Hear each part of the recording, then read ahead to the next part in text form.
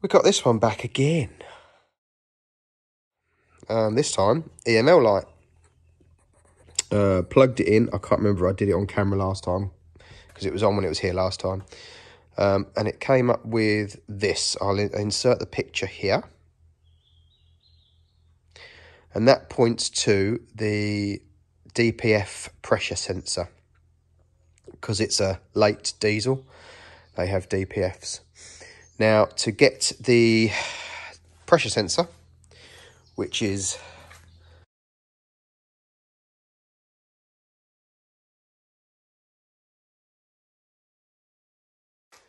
it's behind the crash bar. So we've got to take off the rear end. Now to do this, first things first is the boot lid cover. So you've got a screw there and there, so one either side, and then lift this up. This is where your roof goes when you've got a soft top, and then you undo these, and this front panel should fall off, but obviously we'll catch it. And then we've got to undo the whole rear end. Now it comes up as one lump. So we've got screws behind these bottom caps here. We've got one in the middle there. We've got a couple behind the skirt here. So we've got to pull the caps out. We should just be able to pull that, prise that away enough just to get to the screws. And then it should pretty much, oh, and also we've got two inside the boot aperture, either side. And then the whole rear should come off with the lights and everything. So, yes, that's what we'll make a start on now. And that's what it looks like with the boot off. It hooks up under here. So once you've undone all the screws, you then put the lid back up, the boot back up, and then lift it upwards. You just got to then undo the number plate lights. Oh, there. Best thing to do is to pop them out the housing and pull them out from outside, as opposed to trying to get them back through the hole or unplug the cables with the lights in place. It's a lot easier. And then also this boot solenoid switch, which is attached to here. Oh, I should really look at the camera and not at what I'm doing. And then unplug that, and then that all comes off. So that's that. The only thing you've got to bear in mind now is if you shut it, you won't be able to open it because you've not got the switch plugged in. So yeah, just got to rest it there while you undo the rest. So I will now start taking apart all the rest. I need to pop these little bungs out and then do the ones down the side and pop the skirts open. I will make a start on that now. And it's off. You did have to unplug the fuel solenoid because obviously that locks when the car locks.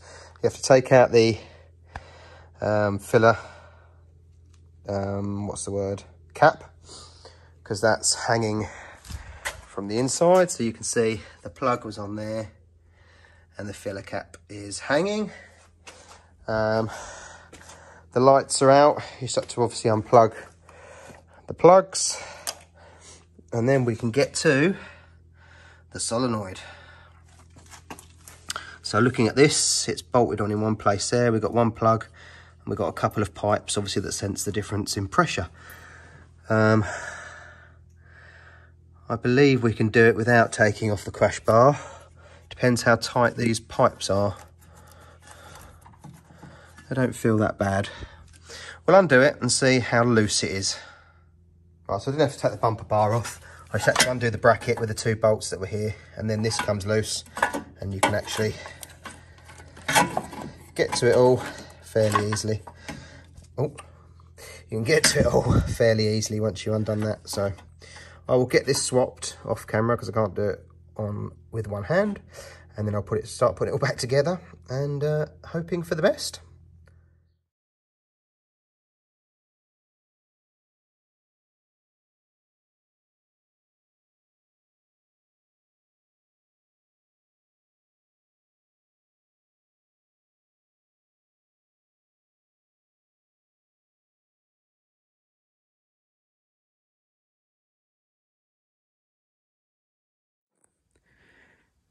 So we've got another couple from Copart, both in the same day. We have got this Smart here. It is a 2007. It is rotten. And I don't mean that in rust. I wish it was rust. We could repair that. But inside is minging. The seats are horrible. It stinks. Someone's signed the steering wheel for some reason. So I bought this one as a non-runner, well, a non-driver. It's supposed to run, but it doesn't drive. Apparently the clutch or the gearbox or something has gone. So it's either going to be the clutch or it's going to be the selector. Now, to be honest, I'm kind of in two minds with this one, because it is, I mean, as I say, it's not very tidy. And,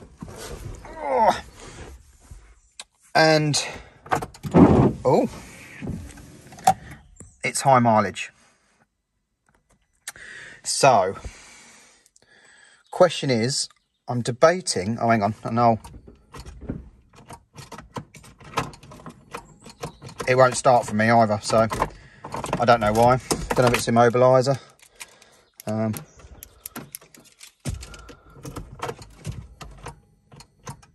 No, won't start. It's just clicking.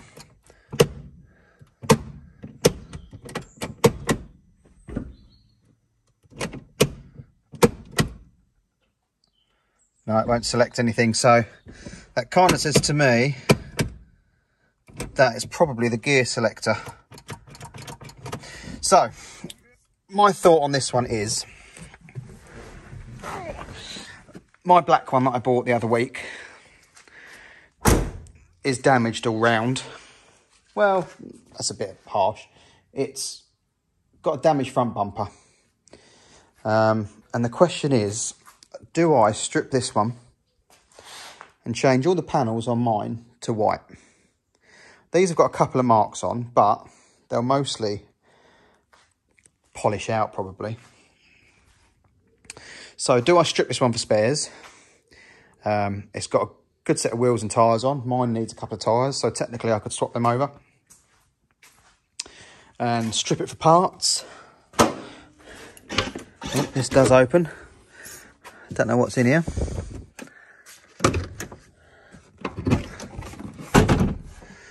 It's the second car this week that's had some perfume in it, or aftershave in it.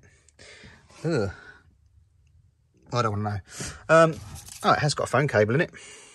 And it's a proper Apple one. That's handy. So, yeah. Do I... God knows what's behind there. Strip this for spares. Do I take all the white bits off, transfer it over to mine, and sell the black bits that are good? Do I try and get it running and sell it as it is? I don't know. But anyway, that's the first one. Here is the second one, 2011. This one's actually quite a nice car. It's fairly tidy, it's a bit dirty. There's a couple of little scratches and marks around it, but, oh, and that damage to the front bumper. But I'm not too worried about that. It's not going to stop it being saleable.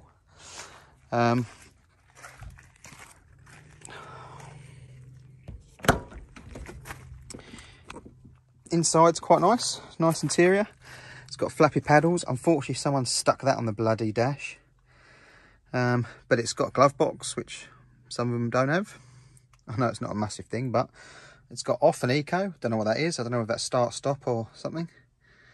Yeah, the only problem with this one, there's no keys. I have a locksmith on his way to make me a key and program it, and then we'll see if it works. I don't know if it will. I'm taking a punt. So, we'll have to wait and see. I'll come back once the man has been. Right, so thanks to Mikey's Automotive Keys and Remapping. There's his number if you're in the Suffolk area. We've got two new keys. We've got a remote fob, and we've got just a key to get in if we need to. And it was initially a fail because while he was here, it wouldn't start. He had a jump pack in his van, and we put the jump pack on, still wouldn't start. Just like turning over, really struggling. So I thought, oh, that's going to be why. That's why I went through the auction with no keys, because it's a non-runner. And they didn't want people to know it was a non-runner, because if there's no keys, it can't be tested. But I chucked the jump leads on from the Land Rover, and it fired straight up. I'll insert the clip here. I quickly filmed and sent to Mikey to show him that it is a runner and it's not all doomed. I'll insert that now.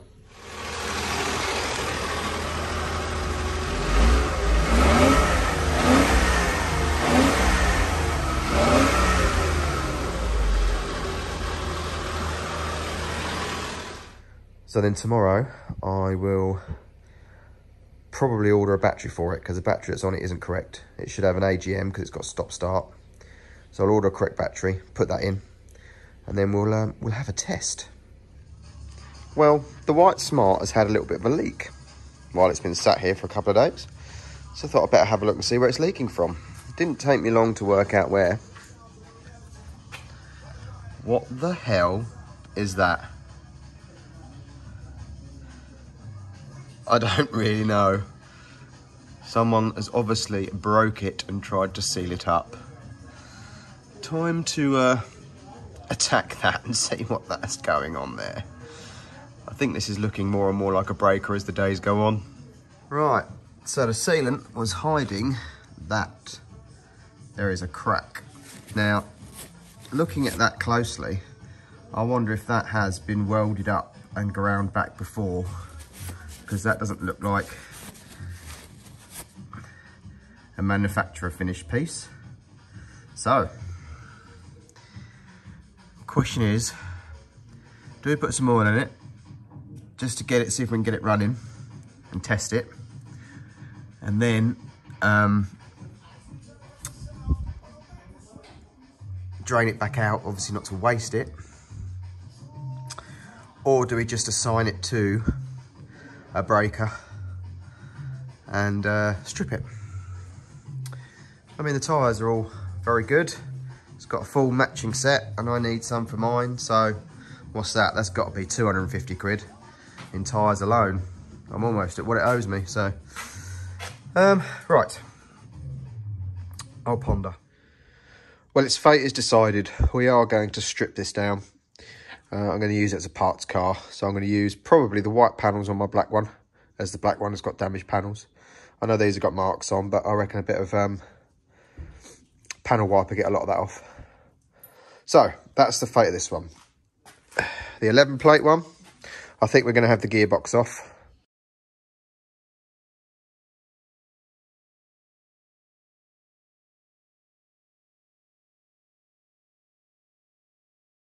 And check the clutch. I think that's the next thing. As to why it's not moving, the code points to the coupling motor, whatever that means. But Googling that code, a lot of people said their clutch has gone. So I'm going to whip the box off that. So I'll leave this one here. Thanks for watching. Like, subscribe and share.